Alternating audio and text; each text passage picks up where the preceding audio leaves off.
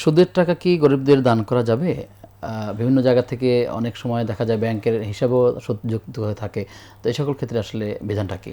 প্রথমত সুদ কোনো অবস্থাতেই নিজে ভোগ করাও যাবে না, এবং দান করলে যে সওয়াব হবে এই সওয়াবের নিয়তে দান করারও বৈধতা ইসলাম দেয়নি।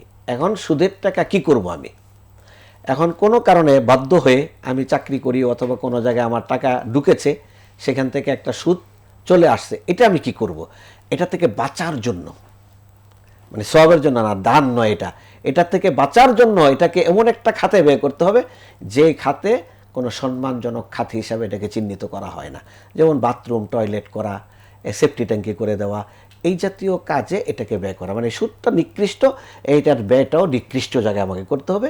এবং এই দানের ক্ষেত্রে আমাকে কোনো সওয়াবের আচ্ছা পোষণ করা যাবে না, কারণ এটা আমি কোনো দান করতেছি সওয়াবের না। নিয়ত ছাড়া এটা সওয়াবের আসলে নিয়ত কাউকে ছাড়া দেওয়া এটা যাচ্ছে করতে হবে, কারণ এটা আমি দান করতেছি না, বরং আমি এই টাকার বোঝা থেকে নিজেকে রক্ষা করার জন্য, আমি নিজেকে উদ্ধার করার জন্য, জবাবদিহিতা থেকে মুক্ত করার জন্য এই টাকাটা শুধুমাত্র খরচ করতেছি। এটি ওলামায়ে কেরাম আল্লাহ তাআলা আমাদেরকে হেফাজত করুন, আমিন।